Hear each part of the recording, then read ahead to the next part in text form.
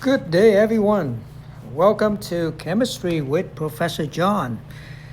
All right, we are on thermochemistry. So let me go back so you know which topic. Thermochemistry. Okay, and last time we talked about how to calculate heat of reactions. All right, now, maybe it doesn't hurt to go back a little bit.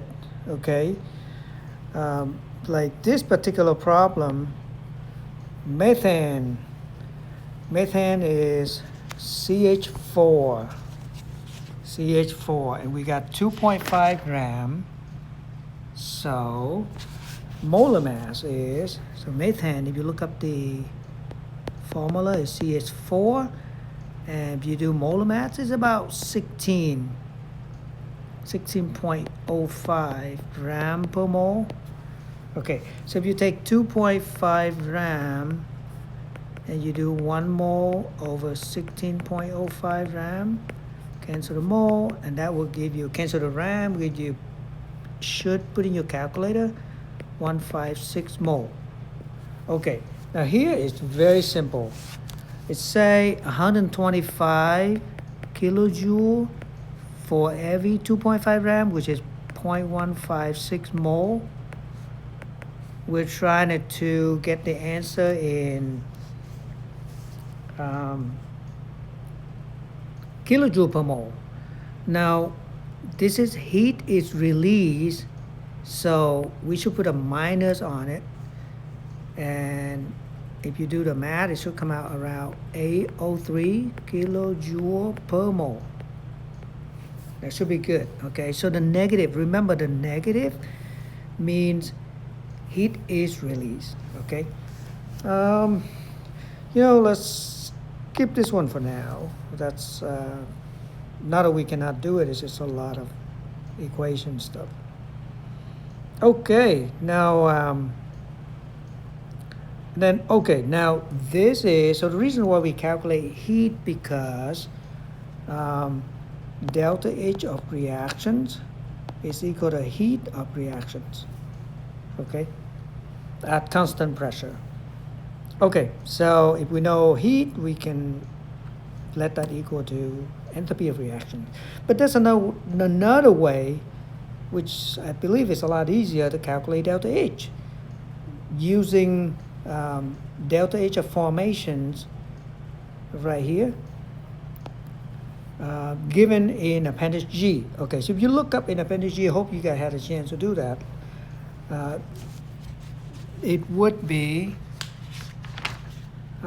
this one, it should be negative 1615. It is in kilojoule per mole. Remember, they always give you in kilojoule per mole. But when you multiply it by the coefficient, those coefficients, if there's no coefficient, that means it's 1. And those are in mole, so that's why the mole cancel out. So if you do this math, it's really easy. You take the product minus reactants, always, right here. Product minus reactants. So here you got 15, negative 15, 16, 15 kilojoule per mole times 1 mole. So that's kilojoule minus 0 plus 0 times 2. 0 anyway, so minus 16, 15 kilojoule. All the mole cancel out. All right, so times 2 because there's a 2 right there, 2 fluorine. This is fluorine and this is silicon. They all 0. So for pure substances, they all 0. Okay, moving on. This one, it should be 0 as well. We're talking about delta H formations. This should be 0. 0. That make it real easy. And this should be negative 484.3 kilojoule per mole.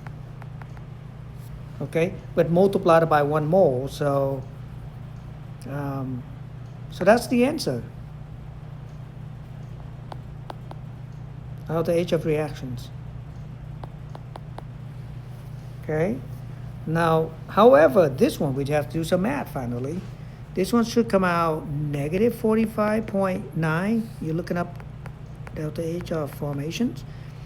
This one is a compound negative 74.6. Nitrogen should be 0. And this one should be 135.5. So if you set up your math, it's going to be delta H of reaction is going to be negative 45, negative, actually it should be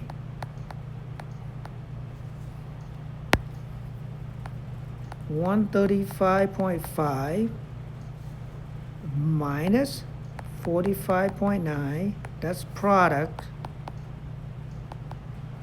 minus reactant, which is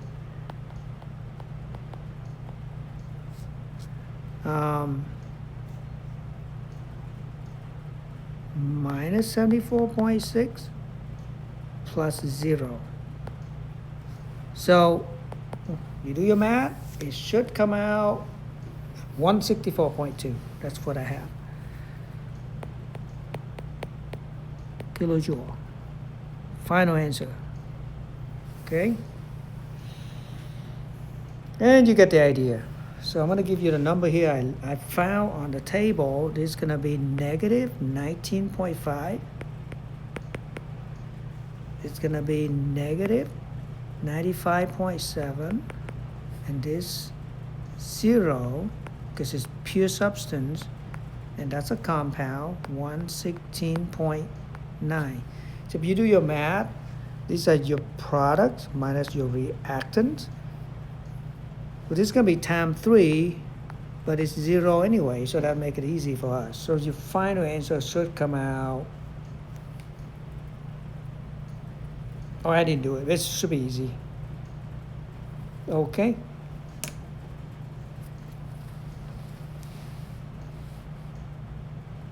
Should be a negative one.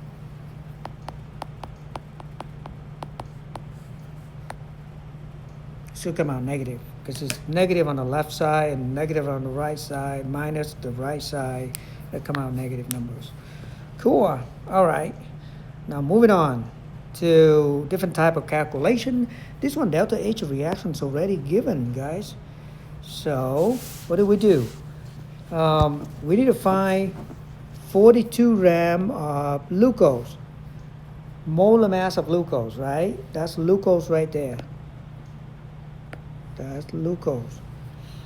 The formula is C6H12O6. If you do molar mass of glucose, C6H12O6, molar mass is going to be 6 times plus 12 times 1.01 for hydrogens plus 6 times 16. So that's oxygen, hydrogens, carbon. You should get 180.18 gram per mole. Okay, so we got 42 gram and 1 mole of glucose is 180.18 gram. And then we have negative 2816 kilojoule. How do we know that? Because that's given on the equations right there. And that will give us negative 656 kilojoule. So heat is released, right? Okay. Now, all right. Now, chapter 6, we did a pretty good calculation review on in the class, but here they are. Remember, you got these are the fundamental formula about energy and wavelength and speed of light. You know, and frequency. Now, remember, this is for an excited electron, okay? That's the formula for each electron, and N is just shell numbers. N can be 1, 2, 3, 4, 5, 6, 7, 8, you know. Those are the numbers we work with. N can be infinity as well. Now, this one right here, delta E is for photon, right? All right, and that's the formula. It's really cool. If the electron goes from one shell to another, we got energy release. So for example, electron go from shell number 5 to shell number 2. So this one is N equal to 5 to N equal to 2. We got the purple, which is the violet. The red one is going to be N equal to 3 to N equal to 2. And the green one is 4 to 2. 4 to 2. That's the green one, okay? 4 to 2. Okay, we did this calculation in the class, okay? This is really cool. I don't want you to miss this one, photoelectric effect. And that would be energy of energy, that's kinetic energy. So delta E threshold is going to be equal to energy minus energy of kinetic. Okay? So that's given. Now that one is not given directly to us. Okay? But it's give us the frequency. So kinetic energy is given though. Okay, so we got this one, remember E in general, E is H time frequency. So that should be 6.626 times 10 to the minus 34 times frequency, which is 6.66 times 10 to the 14. So that's E given. And then minus kinetic energy, which is 7.74 times 10 to the minus 20. So if you do that math, it will E threshold should come out to be 3.64 10 to the minus 19. And that's going to be in joule. And if you set that up,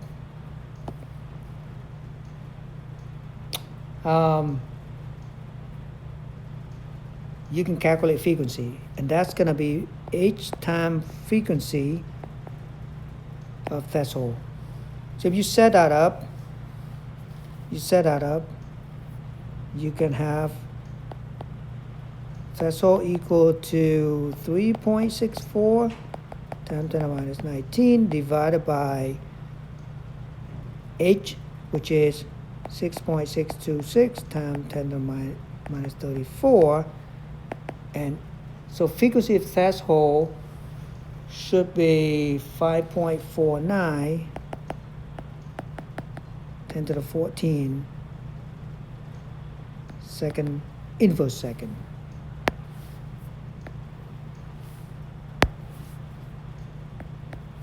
Cool. All right. For number 2, it's just simple. Follow the formula above. You see E of the excited electron is minus 2.179 10 to the minus 18 joule divided by N square. Remember, N square. So that should give you a negative 3.405. I know, very small amount, but it's only for one electron. Okay, and finally this one should not be too bad. We got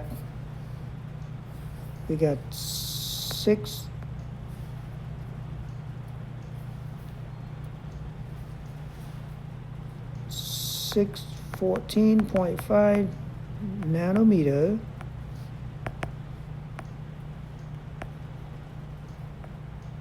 Um, 1 meter is 10 to the 9 nanometer.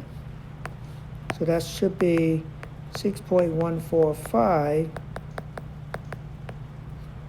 Okay, that's your wavelength.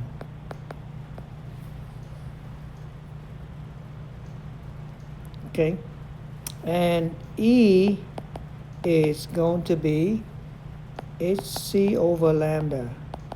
H is 6.626 times 10 to the minus 34. C is 2.998 10 to the 8.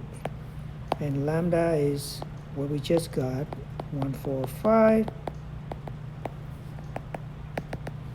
And then after you get that, you should be able to convert it to EV, 3.233 minus 19 joule. That's what you get for E after you do all that calculation. And then when you get that, you can do 1 EV.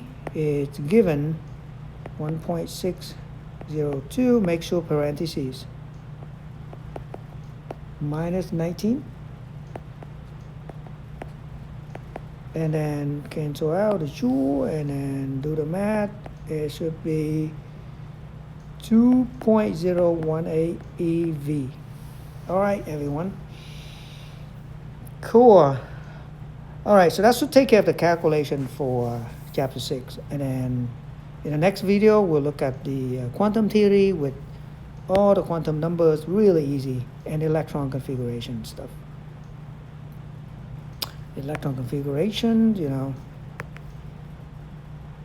Yep, and that's a good practice. And a couple trend, atomic size, ionization energy, you know, those are good stuff. And then here's the extra review for you guys.